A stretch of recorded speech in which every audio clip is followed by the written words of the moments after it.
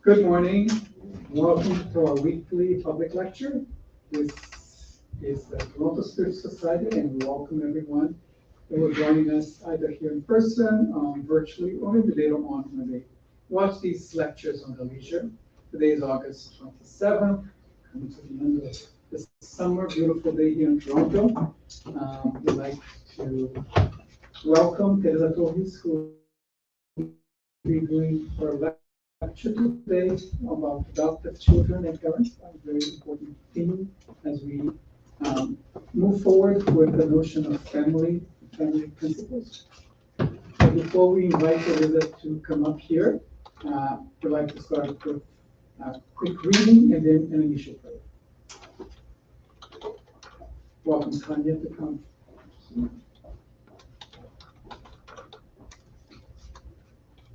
Good morning, everyone. I'm just going to read the Happy Life, Divaldo Franco by Joana Piangini.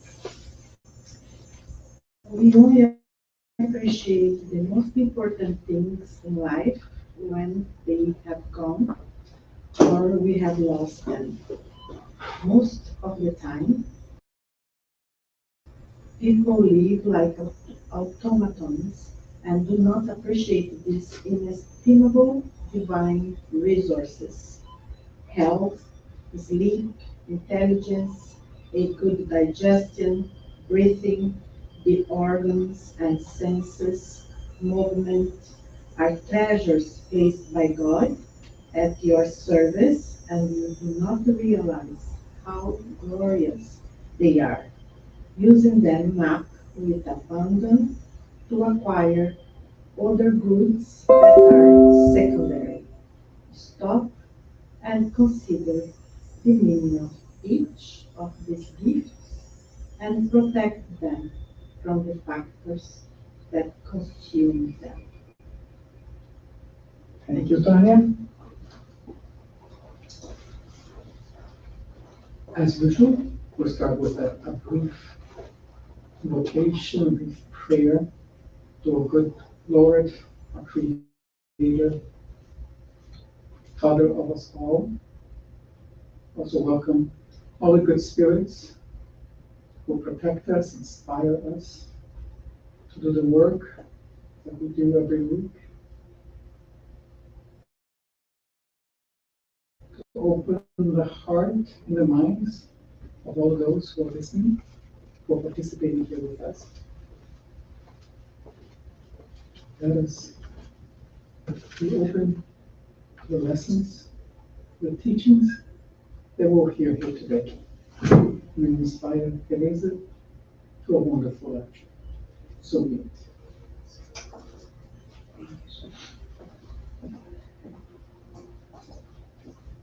All right, good morning, everyone. It's good to have you all here with us. So today we're going to be talking about adoptive children and adoptive parents. So that's kind of has been the theme of the month. We have been talking about family relationships.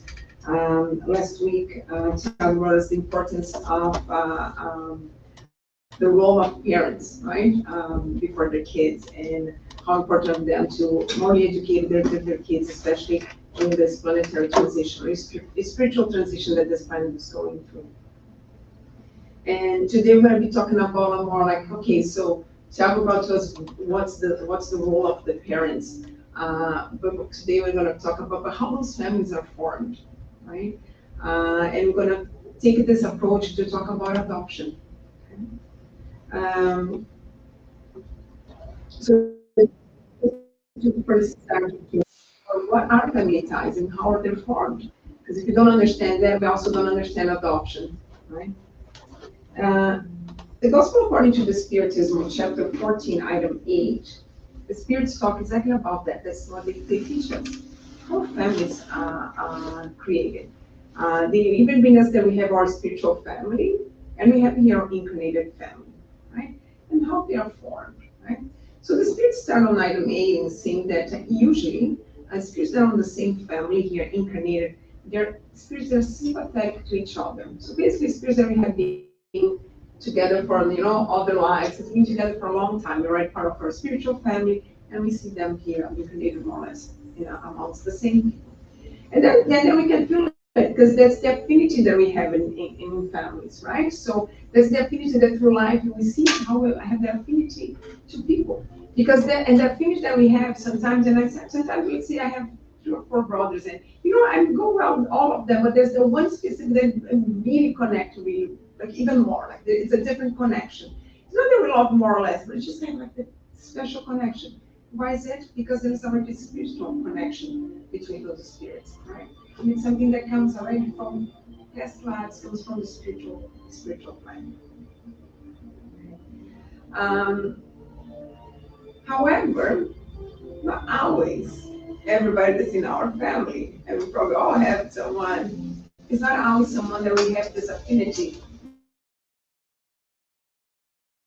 by this affection, right? With this people. Then we have antipathies from the past lives, right? And why they're put together in the same family? Why is not my brother? Why is my father, or my son, or my daughter, or my mother? Because those are the spirits that it comes a trial. Because those are the spirits that we have to work with. Because we cannot be fighting for the rest of our lives, right? We need, at some point, we need to substitute the hatred for love, right? So spirits are putting together sometimes in the same family that they are there actually to substitute that empathy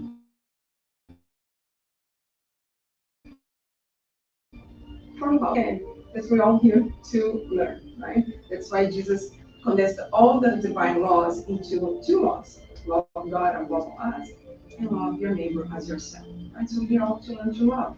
That's who we are. So if you have that, it's like when you have 2 kids and they're fighting, what you give to them, you give time out and you make them to, kiss at the end and hug, because that's exactly what God does with us sometimes. You put them in the same family, so until the 2 of you don't hug each other and don't forgive each other, guess what? You're gonna keep coming together, until it's necessary, right? Until the hatred is broken. That's why in families we have also those people that really connect in a special way, but also the ones that, their brother and sister that doesn't go well, conflicts between parents and kids, right? Always there, because we also have those spirits that come as a tribe in the same family to reconnect by the bonds of love. And that's why sometimes the spirits say, I have much easier connection with a friend that I just met, or is not even part of my family, than sometimes with my own brother or my own sister.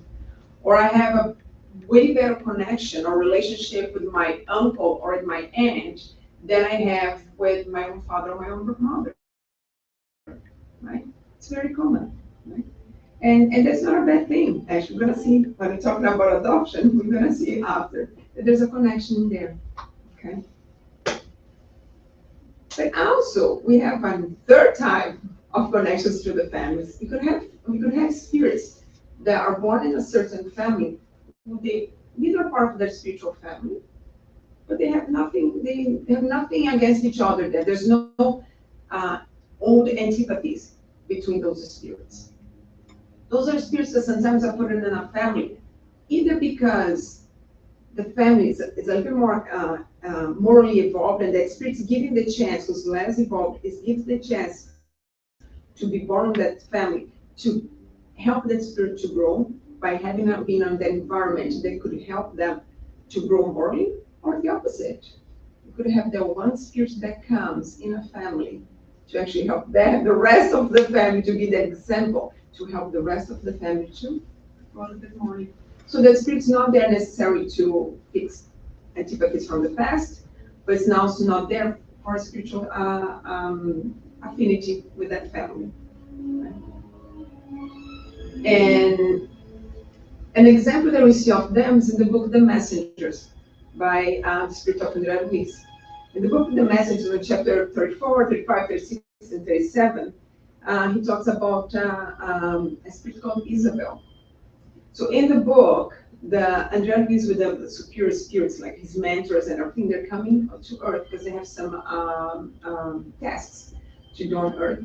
But they have to rest when they arrive. So they come from Nosso Lar, right? So they're on Nosso Lar. They have to come down from Nosso Lar. So as you say, like more evolved area in the spiritual plane, they have to come down. And they use Isabel's house as a place to repose before they can go to do the mission that they have to do. In fact, Isabel is superior spirit in a sense in the story, as a woman with a very elevated moral values. And her house is actually is described in the book as a branch of Nosso Lar in the city of Rio de Janeiro. In fact, Annalise describes that her house is such a light that, of course, Annalise is looking through the spiritual side, right? We cannot see around us because he said the light that shines from her house, it's so big, it illuminates the whole neighborhood. That's how much strength and love has in their house, right? She's a widow, very humble house in the outskirts of the city of Rio de Janeiro. Very humble house, has 4 kids, 3 girls, 1 boy. And she's a medium, and in the house they have mediumistic groups, and she helps when she's awake, because when she's awake she helps, even that she's poor, have a hard time to raise 4 kids on her own. She still helps the ones that are in need as well around her. Besides all the spiritual work that she does when she's sleeping. It's a great book. I recommend everybody to read. Okay. Like I said, and then the spirits, and when there is this visibility, we enter the gospel at home. So to do the gospel at home, she has all the kids around. And there is notices that the boy doesn't have the same light that the girls and the mother have, like shining from the pure spirit, from their spirit. And the spirits explain to them, well, actually the daughters come from Nosso Lar as well, just as she does. They go all from Nosso Lar, so spirits are more evolved, right? He actually comes from a lower realm in the spiritual plane, and he's put it in this family as a way to be touched in his heart by all this love and all these Jesus teachings that he's giving to him, so he can also grow morally. So it's giving a chance to the spirit to be in that family, so he can grow. And we can see the difference, because when they're during the gospel at home, he has a very hard time to understand those teachings of humility, of being humble, being selfish, of being selfless. Because in his mind, he even says at some part of the story, he says, "Oh, I don't understand why I need to help people, and we need help. We're poor, so why should we be healthy?" Right? He doesn't understand that. He doesn't understand all the work that the mother and the sisters do around him. So you see that as a spirit, more it's still hard for him to understand, right? And for the mother and the sisters, is a way to keep practicing the laws of love, resignation, compassion towards this spirit that needs this help to grow. Okay? So that's how family ties are formed, right? It can be so, and I think all of us in our families and our family, right? Mother, father, and brothers and sisters, but then even immediate like uncles, cousins, we all have those people. The people that we have that really great connection, it's become so easy. We have the ones that are like, and we have the ones that are kind of neutral, but it's there also to help us, help one another. Same with your friends. Some people just met and right away you have the friendship that feels like you know this person from 100 years, and you do know them from 100 years, for 200 years. And there's those people that you meet, like friends, it's like right away, it's like, oh, I don't like this person, and I don't know what it is, I just don't like this person. That's it, period, right? You do have it. Why? Coincidence? Not at all. Although some of them, the first impression we don't like it, and then over time, like, oh, actually not liking this person. Why? Because I realize it's not the same person that I met maybe in a previous iteration. I changed. They changed the other stuff.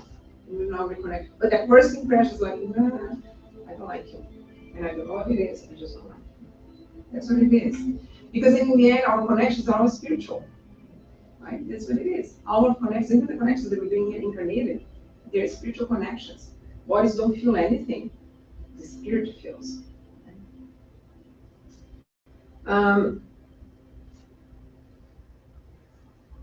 So, no matter what kind of family connection we're talking about, They can have, and they can always be formed by blood ties. So we need to understand how family ties are created, because the truth is, it doesn't matter if it's because this child came because I got pregnant and I had my own child, or if you just adopted this child, in no matter ways I adopted, because we're going to be talking about types of adoption, right? There's many ways you can adopt. But it doesn't matter if it's my own child or if it's adoption. In the spiritual plan, the program is exactly the same. So the same way that, the famous cartoon that the stork comes and drops the baby elephant in the nest of the lion, yeah, it only happens in the cartoon. In the spiritual life, in the spiritual plan here, in the spiritual incarnate life, nobody is born in the wrong nest. Nobody. We are all born exactly in the family we're supposed to be born. There's no mistakes on the spiritual plan. Okay? Nobody was delivered in the wrong mother. Nobody was delivered in the wrong house. There's no such a thing. The stork in the spiritual plan works perfectly well. So we all the same perfect family should be. It's the family that we need to be. Same for adoption. Because sometimes I have that impression, it's like, oh, it fits me like, the prepared spirit to come and connect, there's this whole, if you read that Missionaries of Light, there's, we're going to be talking about a little bit about Sages Moon's reincarnation, it talks beautifully. It's actually a couple of times, if you really want to know how a baby is born from the perspective of a spiritual plan, you have to read this book, because there's 3 full chapters talking about it from the whole process of connection of the spirit, how it's chosen the spirit, how they do the program, organize, everything, right? Same with adoption. It's not different. Absolutely nobody adopts the wrong child, okay? Because if there's a program, if there's a necessity for that child to reach spiritual parents, it is going to get there. It doesn't matter if it's through adoption, it doesn't matter if it's through a pregnancy. Nobody ends in the wrong family. Okay? So the process of adoption in the terms of spiritual plans, is the same thing as having your pregnancy. You could have that child that is adopted that becomes the troubled child. I was seeing, I was actually watching a movie based on a true story, and I was then after went to read about the story. And that's what it was. They adopted 2 children. The first one, was what we so call like a normal, although I don't like to use this, but a child like, no, the love was loving child and everything. But the second one that they adopted had serious mental issues and become a very troubled child. But they didn't give up the child at all. They didn't give up because this child came around with a lot of anger from everything that happened before. Came, I think, with some autism as well there, and it was very hard, but they embraced. That child came, who knows what's the connection with those parents, but also came to really test the patience, resilience, and love. Because that's parental love, right? And they care about how many people, what they do once adopted, they return the child. It's too trouble. I don't want a child to really care and love. I want a child that I can pump it up, that I can, but they can't. Right? So some children adoption, same thing. I had neighbors, I grew up with neighbors that they were 6 kids. One was adopted. The adopted one was actually the example in the house. Was the most responsible, was the most, well-oriented and everything. So he actually was the example to all the other kids of, how you should behave, right? Same thing. So the reasons why adopted children come to families is exactly the same as the other ones. Affinity, spiritual affinity. It could be for antipathies, and you're gonna have to come and get to the family. We're gonna be talking about this a little bit. And some of them is just their example to help the family grow, right? Or put another family to actually grow with that family. It doesn't change the process. Process is exactly the same in terms of spiritual connection, except that the reasons why they are connected is exactly the same, right? Because the truth is, if spirits have to be connected in some ways, the spirits are going to make a way to happen, in one way or the other. So given for example, kind of an adoption, right? Or the spirits that needs to be together, okay? In the book, Life Goes On, it's a very complicated story, very good book as well, as any of the books from Luis. But basically, Amancio and Brigida are going to receive a baby, right? They have to. Because on their current incarnation, Amancio, a few decades before, had killed Brigida's husband because he loved her and he wanted to be with her. So he went on a hunt, him and two friends, and he actually killed him during the hunt. And even made the other guy think that he was the one who killed the guy. So it's a complicated story. But basically, he actually killed his wife's previous husband so he could be with her. Okay. Now guess what? We have to receive him as a son.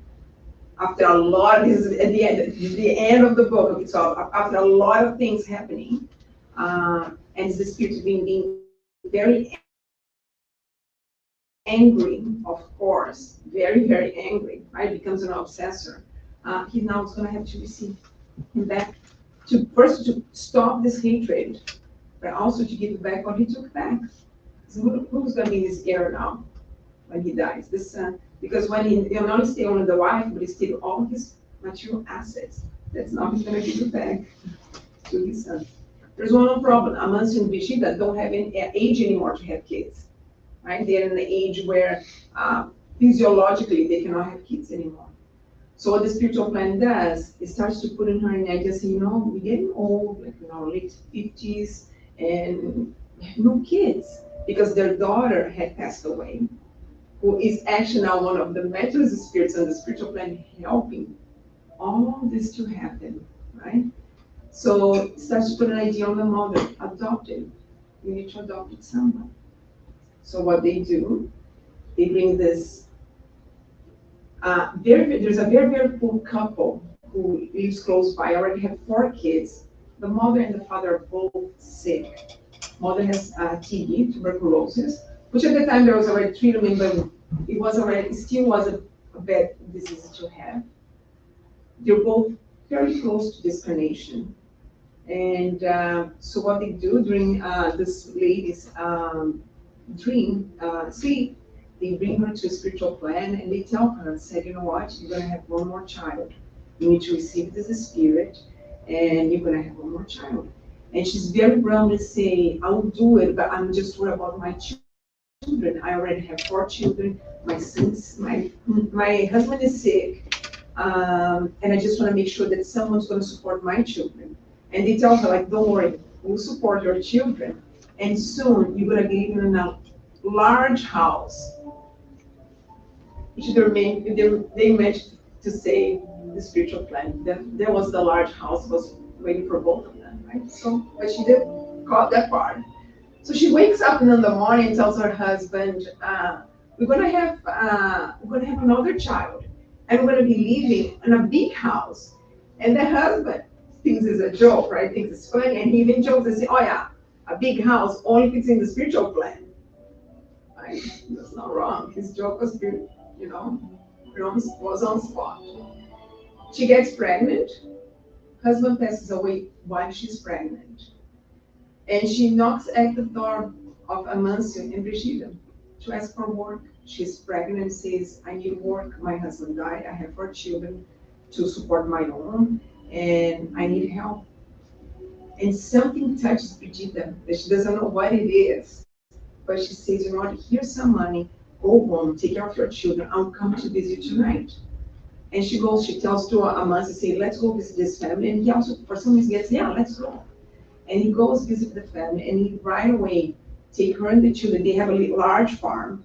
Take the children to a small, humble, but very nice house inside their farm.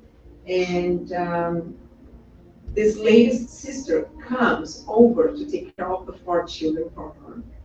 And she gives birth to this baby boy. She gives the baby to the couple because she knows she's not going to be able to support this baby. And in fact, she passes away 5 days later after delivering the baby. So she just had her last mission, which is to help to deliver this baby. We had to come to discuss. Is the wrong baby, is the wrong spirit in the wrong family? Absolutely not. All programmed in the spiritual world. So they say how the spiritual world works. Okay, the spirit has to come back, in this family. Let's take these two spirits here. They're going to disconnect regardless. Let's give them a last mission. Bring this baby. They're poor, they cannot support this baby. No, the family who's rich can support and takes the baby. There's no mistakes. Nobody adopts the wrong child. Everything, there's a program. Everything's organized in the spiritual plan. The right child, the right family. So, adopt or not, the process is the same. Just give me 1 second.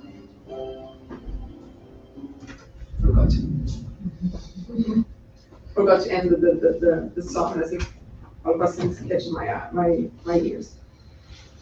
I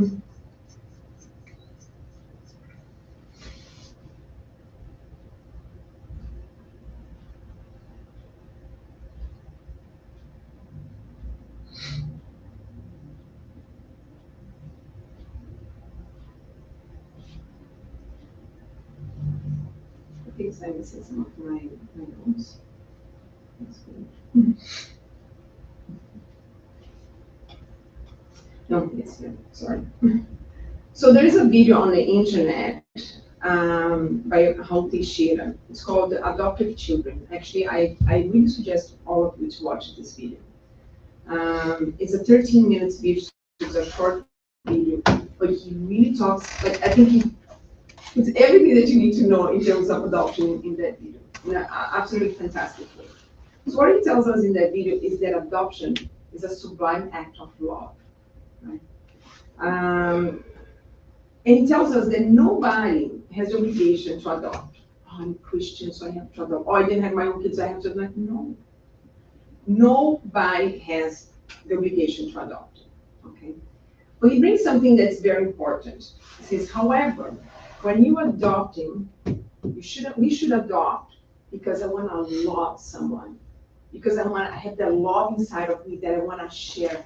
I want to care for someone. I want to love someone. But we should never adopt someone just because I feel lonely and I want to fill up a gap inside of me, just like as we adopt a pet. That's exactly how we compare. It's not by comparison, that's exactly how we compare. Like when I'm feeling lonely, so I adopt a pet, then we should not do this with children. Because children can feel a sense of emptiness. A sense of emptiness is something that we have to deal with ourselves. It says, however, it is possible. Let's say if I'm feeling lonely and I'm kind of in that depressive state, I could meet someone. I could meet a child or a baby or a teenager that all of a sudden it's awakening inside of me. And then all of a sudden, this will help me. It's different than I'm in that state and I go and adopt someone just because I want to fulfill a gap. It's inside, just because I'm feeling lonely. See? That not should be the reason.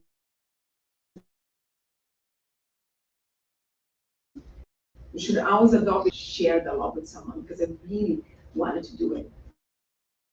And since when we do adoption in that sense that I wanted to love someone, we don't care who we're adopting, right?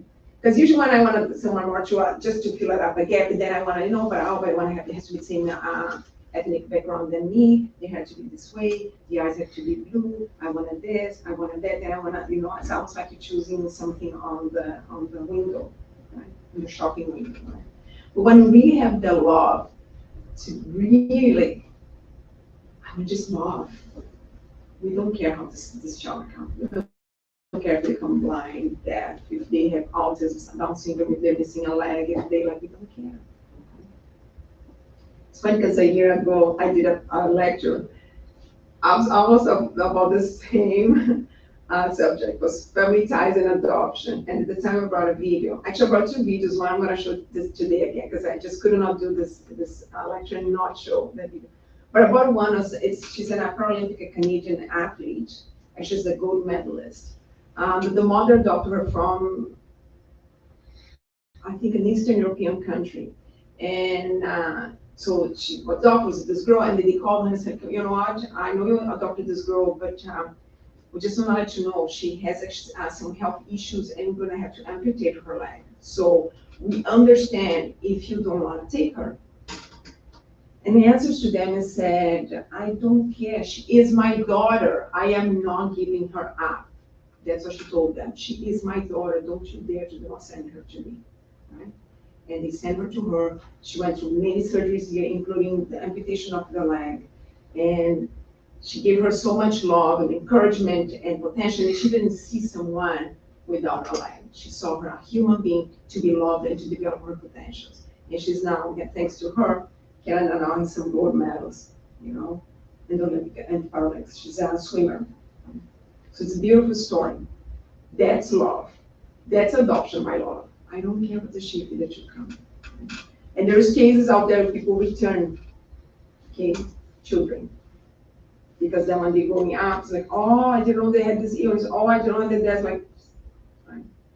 So adoption, what How teacher wants to bring to us there is this as serious and as important as you have your own children.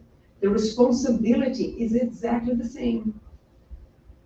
It's exactly the same. So the same way that when I deliver my own baby, I don't go to the maternity like, oh, it's in the bag. It's too difficult. Oh my gosh, I cannot sleep at night. I'm here. No, we don't give back to the maternity, right? So adopted children shouldn't do either. So when it seems like, let's think, really, what are the reasons we're adopting?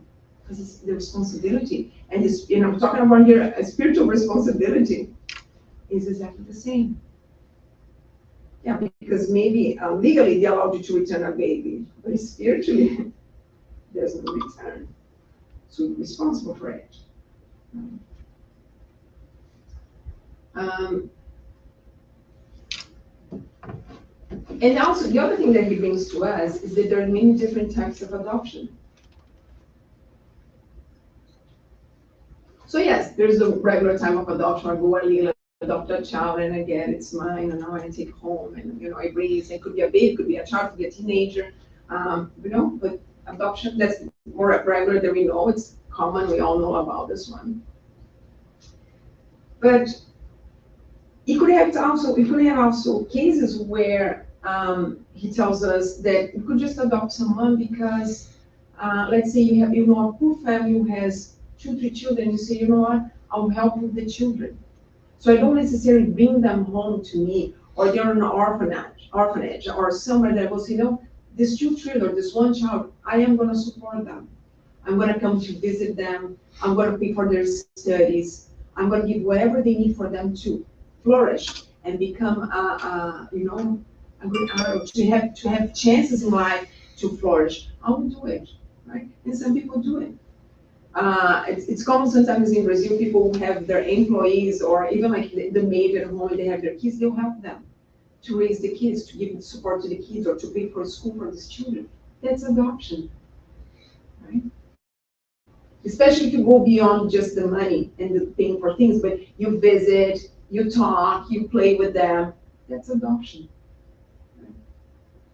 That's adoption. It's a different type of adoption. And it's as sublime as you bring it home, right? Because you're taking care.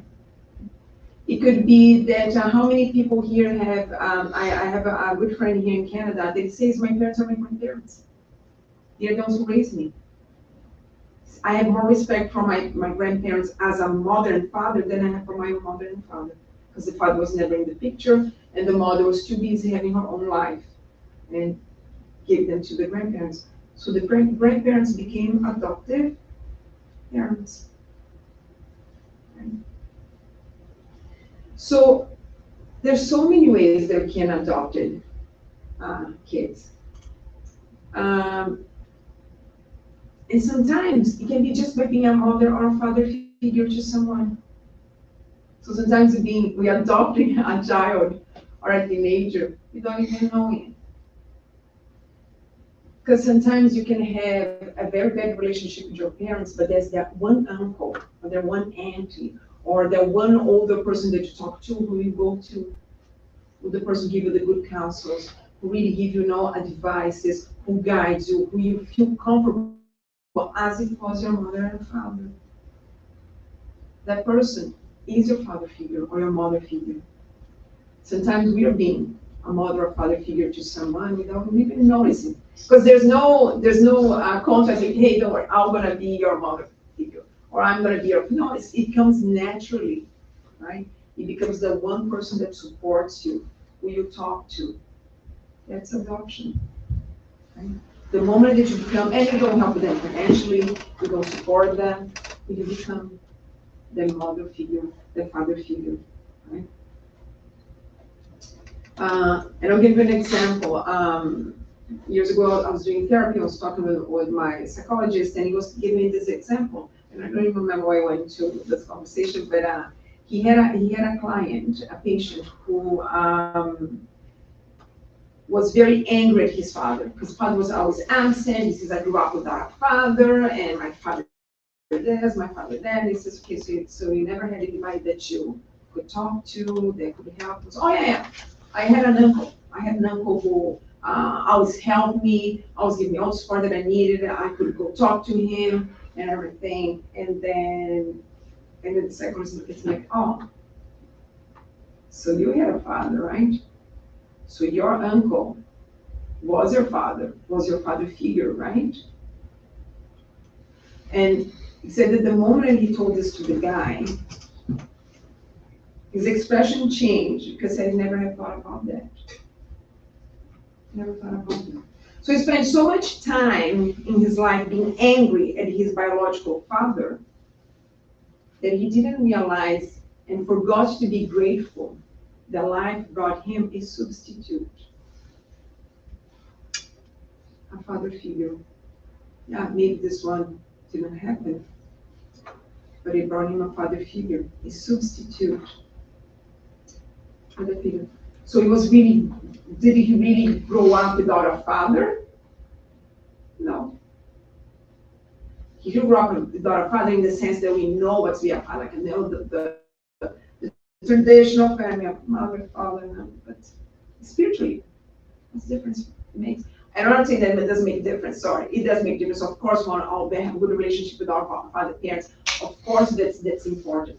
But sometimes we're so attached to these material connections that we have in here that we forget the spiritual. Because the person who is my father now, in the next reincarnation, maybe just my brother, or just be, distant friends, my uncle. Or on the next one, I may be the father and he may be the son. And I may make the same mistakes. Or maybe I made the same mistake on the previous one. Maybe I was the father and he was my son. And I made the same mistake. Right? So we so attached to this material connections that are here, they are very important. They all bring responsibility.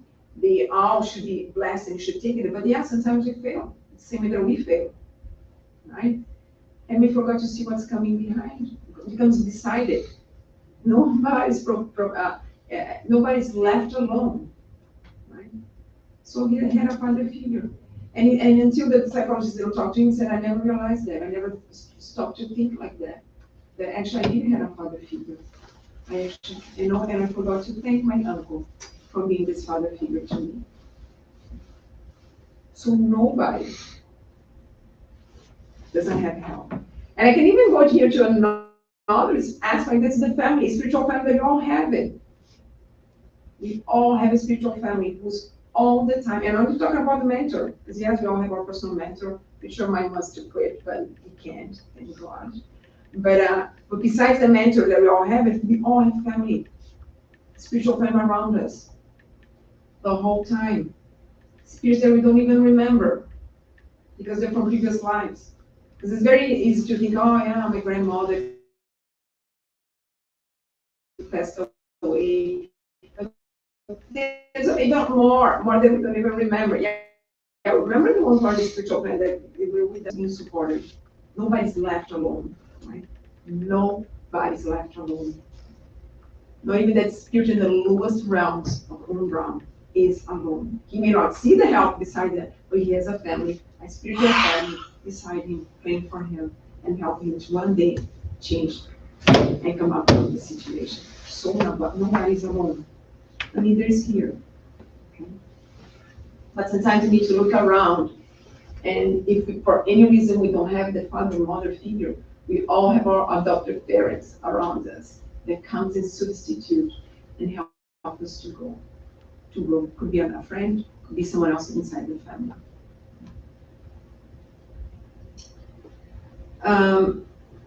So that's when, and I'm going to give an example of this. How sometimes we're so attached to that, we think that being a mother or a father is only if I have my own kids or if I adopt my own kids. But in the book, in the Greater World, chapter 13, they're talking about Antonina. So Antonina, when the spirits come to help her, she actually wants to commit suicide, right? She's on the verge to commit suicide, but she's a really, really good spirit. Right? So Antonina is someone who lost the father very early when she was a child, I think around 8 years old. Had to start working very early to help the mom, to support the mother and her sister. And worked hard, really hard, like sewing clothes and everything from age mother's sick. So takes care of the mother, the sister, and then finally when she's around 20 years old, the sister gets married, has her own 4 children, 4 boys. And mother passed away, so she finally feels that she's entitled to think about herself a little bit. So she meets this young man who's studying to become a doctor, working really hard to support himself through university. And they really connected, and they connected by the bounds of the good sentiments. They had the same values, same everything. So what she does, she works really hard to support him through university, right? That's the love of her life, and the idea is that when he finishes university, they're gonna get married, and finally she's gonna have her dream, which is to have her own family. Right? You know, while the sister has 4 kids and has an abusive husband who's an alcoholic and abuses her physically and mentally. Right? And she is the support for all those 4 nephews who need the support because father clearly not in a good stage to be a good father. Mother neither, because now she's, you know, all the abuses that she's suffering, it's very hard for her to be the one. So she's the one who's supporting those 4 nephews in there, right? Especially emotionally and everything. So, but she has her dream. Her dream is to have her own children, her own family, right? And she worked so hard her whole life. So what she decides, so what happened is, her fiancé or her beloved boyfriend finishes university, now is a doctor, and now he realizes that, you know what, I'm a doctor. She's not good enough for a doctor. As a doctor, I need to find a woman who's suitable for a doctor, right? Especially physically, right? Needs to be beautiful, needs to be presentable, and everything. And what he does, he decides to get married to this rich woman, a woman from a rich family, who physically is way more prettier, and you know, and in his sense, much better than she was, right? And when she actually goes to talk to him, what he does is he humiliates her. Pretty much treats her like she was like, you're nothing. That's what he tells her, right? You're not pretty enough. I cannot marry you. You're not at my height to marry me. And you know, spiritually is quite the opposite, right? He's not at her height. But anyways, right? So that's what he does with her. Imagine her despair, right? So she goes home, she's now in total despair, and she wants to commit suicide. So the spirits come to her aid, and what they do, because she deserves, right, from the person that she is, by merit, they come to her aid. They put her in a deep sleep, and they bring her to talk to them in the spiritual world, right? And they talk to her like, Antonina, why are you doing this? And she goes, why, you know, this is what happened, I'm in despair. And she goes, it is a crime for me to want to love. It is a crime, am I wrong for just wanting to have my own family, have my own children, and say, no, that's not a crime, it's not a problem. But they tell her, but who said that you need to have your own children to be a mother? Right? And I'm just gonna read the answer that they give to her. It's really long, but I'm just gonna read some passages that what they tell her. Right? You see her Antonina, how can you feel so dreadfully alone when the Supreme Lord has given you the entire world as your sublime home? So family here, what is telling him is what Jesus brought to us. Family is not just your mother, father, the kids. The whole world, the humanity is our family. There's just one father and there's just one family. It's humanity. So you can use all the love and care that you are inside of you to care of anybody. Because humanity is our family. And that's what I say, humankind is our family. Children in pain belong to all of us. So all of us here are responsible for the suffering of the children out there. All of us. Because we're only one humanity, it's only one family. So, but that's what I tell them, there's so many children out there needing help. Why are you so attached to this traditional family that you put in your mind when you have to get married and have your own children? There's tons of children out there needing help, support. Aren't they all family? Only just one family? That's what they tell her. And then they tell her, you say that you are unable to embrace your own little ones from God. Well, why such exclusivity for blood-related offspring? Why it has to come from your own blood? Can't you adopt in a different way? Can you love someone in a different way? Why are you attached to this? As if that was the only way for you to have children, as if it was the only way for you to love someone. Haven't you seen abandoned children? Have you seen the offspring of misery and hardship? If you cannot be the mother of children of your own flesh, why not become the spiritual guardian of need and suffering little ones? There's so many children out there needing help, suffering. Need your help? You still can fulfill this desire to love, right? And in fact, what happens is she wakes up from and it's a really long conversation they have with her. She wakes up, she's feeling different, and guess what wakes her up? One of her youngest nephews comes to wake her up and say, Auntie, let's go outside, let's see the flowers, they're blooming. So he wants her to go with them with him to the garden to see the flowers because the flowers are blooming. And that's when she realized that she has 4 nephews who need her. Because in that moment, and that's probably from the moment that her daughter had this children, she was the mother figure to these children. They need her, right? Because they didn't have a mother. Because the 2 people who took the responsibility to be a father and a mother, to be the guidance to them, were not fulfilling the responsibilities. But what God did to these children, because let's not look at the perspective of these children. Did He left them abandoned at the hands of this mother and father? No, He said, okay, I'm going to bring someone else here. I'm going to bring your aunt, who's going to be your mother figure. So they have the support that they need. So those 4 children, those 4 spirits who had to reincarnate on that family for some reason, have at least the support that they need, that no matter how difficult it is to live in a house like that, with the absence of army, they have someone who becomes their mother figure that's going to help them to guide them. And she's an amazing woman with an amazing heart. Right? So it's going to give those 4 children. So she now is an adopted parent. Is she adopting them for real on the paper? No. But she's adopting. So she becomes his adopted parent, his adopted mother. Right? Even though they're not adopted children. She's another, but she's the adopted parent. So there's many ways that we can adopt them, right? It's not just going there and grab the child. So sometimes if you know that there's a child or a nephew or someone in the family that's growing up on an environment that is so it's not healthy, maybe that's what we can do.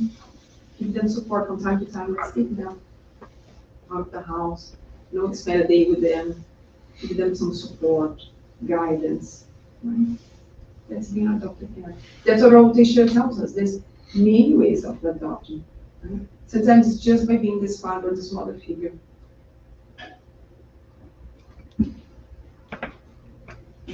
And to end today, I'm gonna bring a video to you guys I showed a year ago. And like I said, I could not do this lecture without showing this video. This video talks about adoption on the highest level of the teachings that Jesus brought to us. Love God above all, and love your neighbor as yourself.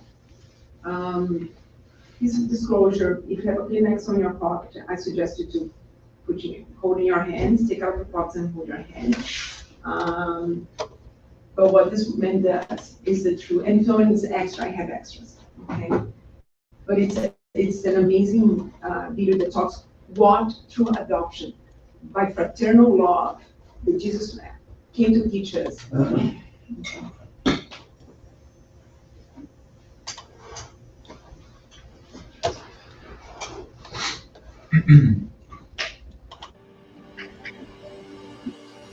The man you're looking at is a father to over 80 children, but these are not his children. These are kids that nobody else wants, and he adopted all 80 of them. Why? Because they only have a few weeks left to live. Who is this man? Why is he doing this? And why is nobody else helping these dying kids? In California, USA, I found Muhammad. Hi, nice day. My name is Muhammad Bazik. I'm taking care of kids with terminal illness. Decades ago, Muhammad moved to the US all the way from Libya. But what he found wasn't the American dream. Instead of happy families, he found broken homes. Instead of smiling children, he found dying kids abandoned in hospitals, kids without names and without a family. These kids left alone in the hospital because their family doesn't want to deal with their death. Most of them like 1 week, 2 weeks from the hospital. Kids with diseases and defects that make them so weak and so sick that they don't even live birthday. Caring for them, some parents leave them forever. The reason so many kids are being left at the hospital because their parents, some of them like alcoholic or drug abuser or teenagers or technically homeless. They don't want these kids, especially even after the doctor told them they are terminal. Muhammad knew he had to do something about this. He could not let these children die alone without a family. So he decided to bring them home. I used to visit those kids and I see them, they're alone in the playroom or in the rear room because nobody visits them, nobody take care of them, nobody hugs them, nobody loves them, nobody talk to them, you know. So that's how I became foster parents. He bought them food, toys, medicines, even breathing machines, and became the father they never had. I always talk with my kids, even they are blind and deaf, because they still have feeling and soul. Most of my kids, they don't talk. They are only communication with them, you touching them or holding them. Especially when you touch them, they know that you are with them. He even gave them names. Those kids, when I take them, their family doesn't bother even to stay 5 minutes with them to give them a name. So I have to name them, not officially name, but I can call them, you know, I can say, hi, baby boy, or hi, baby girl. He has rights to have a name, identity. This is not easy at all. These kids need much more attention than normal kids, and they also need a lot of treatment and medicine, which is not cheap. But Muhammad does not let anything stop him. Not the money, not the hard work, not even cancer. In 2016, I was diagnosed by colon cancer, and I was in my 60s. I was afraid of dying and be alone, and felt the same things what the kids felt when left alone at the hospital. Today, his story has become popular and he has received awards and donations from all over the world. But to him, the real reward only comes from seeing the kids happy. I believe every kid has rights to have a place called home, has a family, has mom and dad, sister and brothers, and should be treated as a normal kid. And every child has a right to be happy, whether it's for a year, a week, or even for a day. If the world had more people like Muhammad, then no child would ever be left alone. Hey YouTube, did you love that video? I hope you did, because now we are in a 30-day. So I don't think there's much more to say, right? It's amazing what he does with his children. He treats them, it doesn't matter if like for a day, a week, or a month, he deserves to be treated with dignity. Imagine the difference that he does spiritually to those spirits. The spirits that had to come for a short time, for a reason, but now takes with them the love and care that he give them a new chance to restart better the next one. That's what he did. And that's what I have to tell you guys today about adoption. Thank you.